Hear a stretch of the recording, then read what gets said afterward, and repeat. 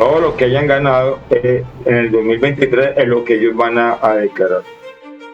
Y luego entonces sacan un artículo, un parágrafo de esa misma ley 240, un parágrafo donde ya se van al gremio extractivista, exclusivamente carbón y petróleo, y establecen unos márgenes para cada uno, ¿no?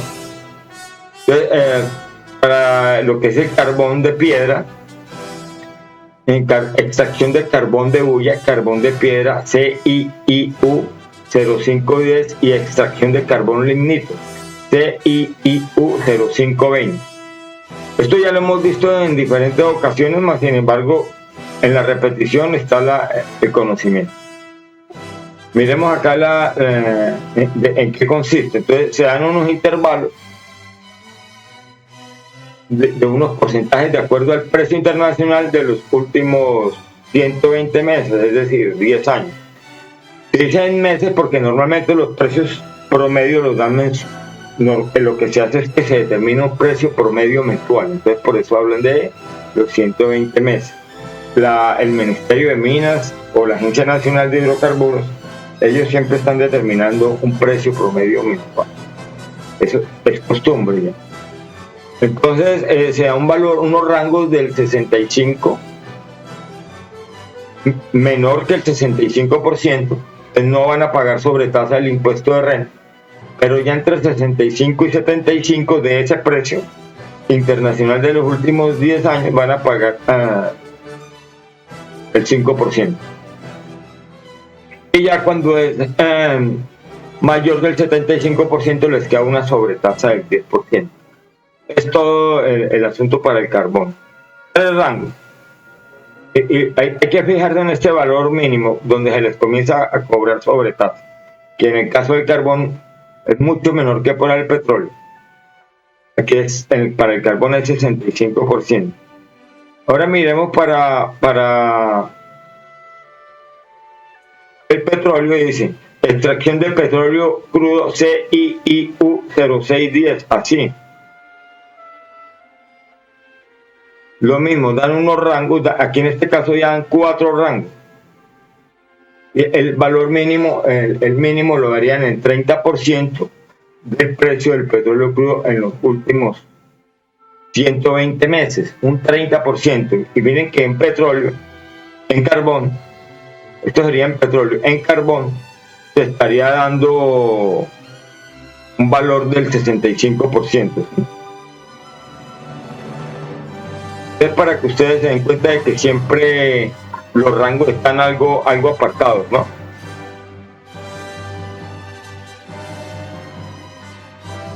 Están bastante apartados los rangos.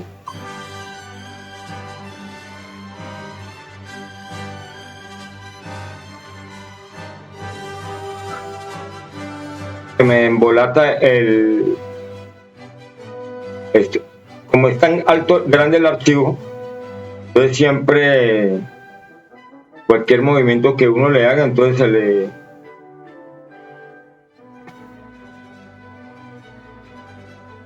embolata, ¿no?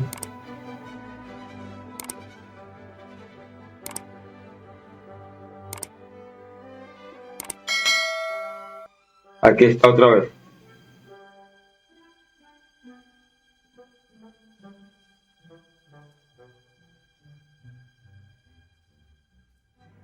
Estábamos hablando acá de estos rangos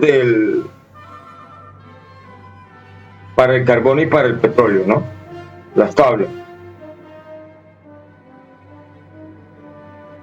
Para el carbón es 65%, el valor mínimo, y para el petróleo entonces lo colocaron ya de un 30% del precio de los últimos 120 meses. Y son cuatro intervalos, entonces ya la sobretasa comenzaría para el rango de 30 al 45%, que sería del 5%, ya para el 45 y 60 sería el 10%, y ya mayor del 60% nos daría de la sobretasa del 15% para un total de el 50% quedaría la sobretasa. Eso ya lo vimos en la primera parte de esta 15ª presentación. Nosotros ya vimos cómo se calcula o se estima esa sobretasa del impuesto de renta de acuerdo a unos datos de entrada que son los datos estadísticos del promedio de precios del crudo Brent. Acuérdense que es el crudo Brent, que es el marcador crudo de referencia en Europa, el Brent,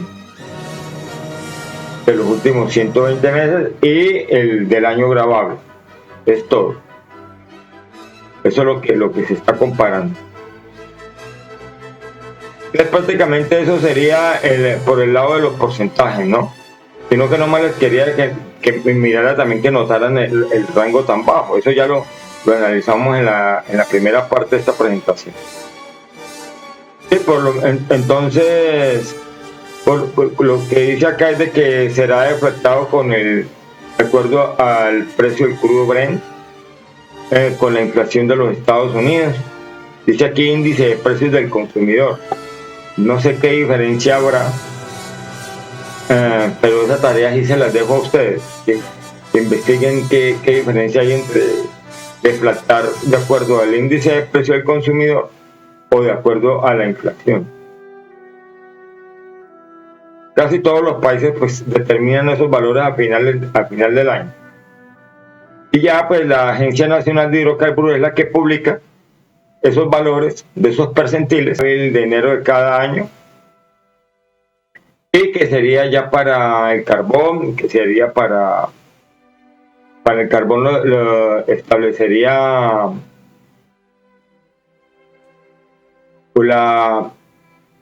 para la Agencia Nacional de Hidrocarburos, lo establece para lo que es el petróleo, ¿no? Para el carbón también hay otra entidad que lo establece, ya por aparte.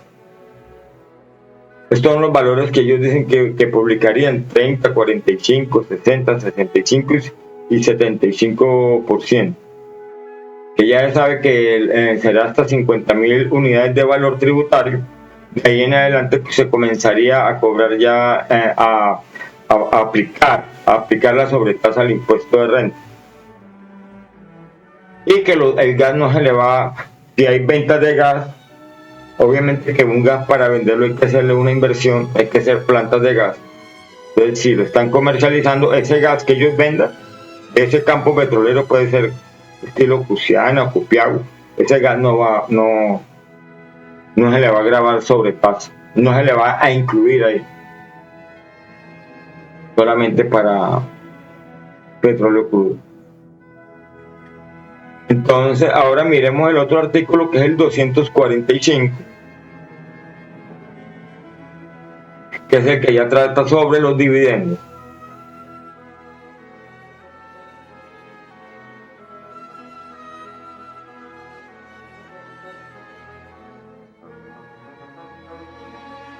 Aquí nos demoramos un poquito para llegar.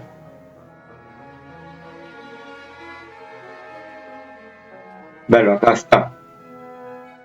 Artículo 245. Tarifa especial para dividendos o participaciones recibidos por sociedades y entidades extranjeras y por personas naturales no residentes. La tarifa del impuesto sobre la renta correspondiente a dividendos o participaciones percibidos por sociedades u otras entidades extranjeras sin domicilio en el país, por personas naturales sin residencia en Colombia y por sucesiones líquidas de causantes que no eran residentes en Colombia, será del 10%. Ese es el asunto que se está tratando, es decir, todo el dinero que saquen del país a sus casas matrices, sea en Canadá o sea en Estados Unidos, de donde vengan, se les va a cobrar pero obviamente se está hablando para esas empresas extranjeras. Ahí entran muchas multinacionales, la mayoría, prácticamente todas, con excepción de Ecopetrol, que obviamente Ecopetrol ya no pagaría ese porque esa tarifa es 20%, no es 10, 20%. Aquí es que no lo habían actualizado aquí en el estatuto tributario. Y prácticamente que lo duplicaron. Eso sería lo primero por aclarar acá esos 3 artículos, los que vamos a simular aquí en Excel. Aquí están. Entonces ahora sí ya vamos a mirar acá lo que es el balance general. Pero para revisar ese balance general, primero vamos a mirar aquí lo que es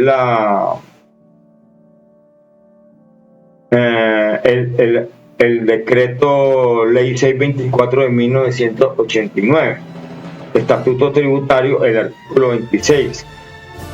Los ingresos son base de la renta líquida, periodo de un año, para el periodo de un año.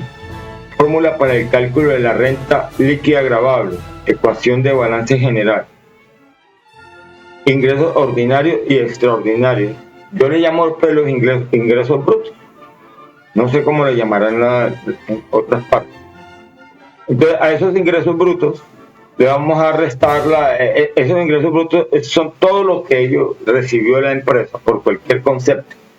Pero obviamente ellos no van a pagar impuestos sobre ello. Es decir, ese no es el aumento en el patrimonio real. ¿Por qué? Porque hay que hacer un montón de descuentos para ya, que es lo que ellos llaman la depuración, y ya luego con esos descuentos entonces se llega a la renta líquida gravable, que es a la que se le aplica el porcentaje de tarifa de impuestos. Entonces aquí se le restan las devoluciones, rebajas y descuentos a esos ingresos brutos y nos quedan los ingresos netos. A los ingresos netos son los que le restamos los costos y gastos imputables a tales ingresos. Acuerden que cuando se refiere a gastos son más que todo gastos que son muy repetitivos, como decir, pagar agua, luz, los gastos administrativos. Más todo lo administrativo prácticamente es un gasto, la nómina, todo eso son gastos que son repetitivos. La diferencia entre costo y gasto más o menos es lo mismo. Se gastaron o pudieron haber tenido unos costos de mantenimiento o unos costos que, por decir, comprar unas propiedades, etcétera. Entonces ahí se va diferenciando lo que es un costo, un gasto. Entonces ahí ya al restar los costos y gastos les da lo que es la renta bruta, que es lo que la Hacienda llama la utilidad, y con base en esas que se determina la tasa efectiva tributaria. Yo para mi investigación, pues lo que uso es yo la denomino la utilidad bruta, renta bruta u utilidad bruta, porque en realidad la utilidad verdadera es después de pagar impuestos, cuando ya van a la utilidad neta. Después de pagar impuestos ya restan esos impuestos y van y reparten sus dividendos acá a los accionistas, como puede hacer Ecopetrol, como puede hacer cualquier empresa de economía mixta, sociedad anónima, por acción. Entonces ya luego de la renta bruta ya se hacen lo que son las deducciones. Las deducciones, yo ya les he explicado a ustedes de que en deducciones entra lo que son, es una variable que yo denomino beneficios y otras deducciones. ¿Por qué? Porque todo eso que ellos descuentan, hay unas que ellos consideran beneficios y otras no, la DIAN. Entonces hay que tener mucho eso claro, porque cuando uno les dice, dígame cuáles son los beneficios, pero no todo lo que descuentan ellos lo consideran beneficios. Y al final, entonces, cuando ya se aplica la tarifa, el porcentaje de tarifa de la renta líquida gravable, ese porcentaje de tarifa de la renta líquida gravable, entonces ya nos da lo que es el impuesto líquido a pagar. El impuesto, llamémosle el impuesto nominal de nombre, porque ese impuesto ellos también le hacen lo que llaman los descuentos tributarios. Ese sí ya resta directamente sobre el impuesto en nominal a pagar, el impuesto y ya lo que al final deja diferencia les queda el impuesto neto, que yo le llamo el impuesto líquido. Ese impuesto neto, es decir, el valor que realmente están desembolsando y que llega a las arcas del Estado, yo le llamo el impuesto líquido. Y para la simulación, entonces lo que hicimos fue, yo lo que hago es, este descuento tributario, yo lo incluyo acá. En otras deducciones que, como ya le había explicado en presentaciones pasadas, yo lo asumo como una tercera parte de estos ingresos brutos que están acá. Estos ingresos brutos. Todo se asume con base en los ingresos brutos, en la simulación. Miremoslo a ver. Es algo muy sencillo que yo sé que a muchos ingenieros, esta ya es la simulación como tal. Dice, simulación ya es la misma, sino que ya empecé a colocarle valores, este es lo 26 del estatuto tributario. Entonces parten de unos ingresos de una base de qué porcentaje vamos a dar, menos, y nos da a tales ingresos, que es una tercera. Ella arranca con unos valores, pero ella arranca en ciertos valores, pero ellas van decayendo hasta que nos llegan a un valor acá el 3,6%. Es lo que realmente están pagando ellos de regalías. Porque para una producción de 5.000 barriles por día en un campo, entonces ellos pagan 8%. Pero si el crudo es pesado, ellas pagan menos. 75% menos. Que les quedaría otro valor acá, y ahí se les va rebajando hasta que le llega a este valor. Aquí estoy ya incluido pues lo que la gabela que se les da por descontar regalías. Y de aquí para arriba pues habrán unos campos que al tener más de 12%, al tener una producción mayor de 5.000 barriles por día, pueden pagar 10, pueden pagar 12%. Entonces yo agarré un promedio del 12%, es decir, muy por encima de lo que supuestamente deberían de estar pagando. Entonces, ya ahí nos da una renta bruta de 54,67. A esa le restamos lo que son los beneficios y otras deducciones que yo las asumí y les expliqué en presentación, pienso que fue la anterior, en la 14, les expliqué de dónde sacaba yo este valor. Es el valor más normal. Como este valor es muy normal para un negocio, prácticamente están ganando 2 veces. Si yo asumo esto, estoy diciendo que están ganando 2 veces lo que invirtieron. Sí, que si invirtieron 100 fue porque ganaron 200. La ganancia neta, la ganancia. Ahora miramos esa fórmula. Lo mismo, aquí para las deducciones yo le asumí una tercera parte de estos ingresos brutos. Ya ahí con ese valor entonces calculamos una renta líquida gravable. Acuerden que estos beneficios y otras deducciones ya traen incluidos los descuentos tributarios que restan al final. Ya todo viene incluido ahí. Y le da un valor de 21,34 la renta líquida gravable. A ella le aplicamos la tarifa del 35% que está acá, y nos quedaría quedarían pagando el impuesto líquido, que yo le llamo. Y ahí ya hagan de cuenta que ya le restaron descuentos tributarios. Y nos quedaría ya un impuesto líquido, ya que yo le llamo aquí impuesto líquido efectivo. Es el impuesto líquido, el 7,47. Luego determinamos una tasa efectiva tributaria, que es la relación de dividir este 7,47 en la renta bruta. Nos da el 13,66. Es decir, de 19, que es esta, dividido de 13. Acá, que es la utilidad bruta, o la utilidad, como le llama Hacienda. Ya con base en eso, entonces nosotros determinamos una rentabilidad después de impuestos. Después si yo asumo de que todos esos beneficios son un costo real, que fueran como si fueran un desembolso, la rentabilidad sería del 16,10%. Pero como no lo son, luego los calculo normal, es decir, los quito de acá en rojo, los egresos, nos quedaría el 89,39% de la rentabilidad.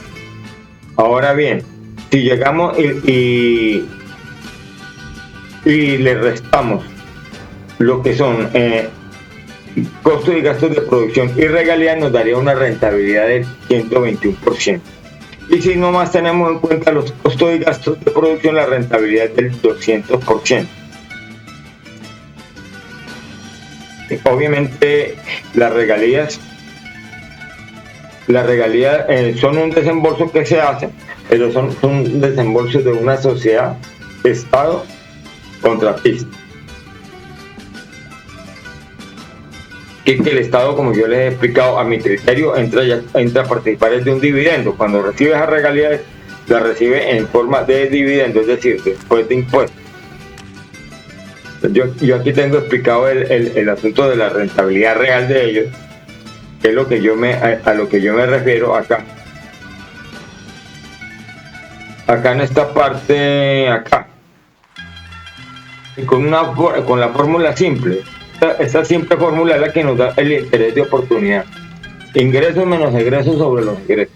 ¿En qué? En el periodo de un año. Obviamente la variable tiempo está ahí siempre. En el periodo de un año. Ese es el interés de oportunidad, sería del 200% si se tuvieran en cuenta solamente los costos y gastos de producción. Pero como hay unas regalías, hay que desembolsarlo, entonces estoy hablando a la sociedad Estado contratista, les quedaría una rentabilidad del 121%. Aquí está calculada, 300 menos 100 sobre 100, les daría una rentabilidad es decir, los ingresos menos los egresos, que son 100 sobre los egresos. Así se calcula cualquier rentabilidad, estimado audiencia. Esa es la base también, esa fórmula es la base de la economía, es otra fórmula que son muy sencillas, y con esta calculamos una tasa de interés de oportunidad. Entonces ya la rentabilidad se nos va, se determinaron valores diferentes de rentabilidad, ¿no? En diferentes, asumiendo que los beneficios son un costo, o sea, pero como ya sabemos, no, yo la rentabilidad real yo la estoy asumiendo como el 89,39%. Eso es lo que ellos luego se van a repartir después de impuestos. Eso es lo que realmente a ellos se les va a repartir después, ya al final, en sus dividendos. Entonces, ya con base en esas estimaciones anteriores, nosotros venimos acá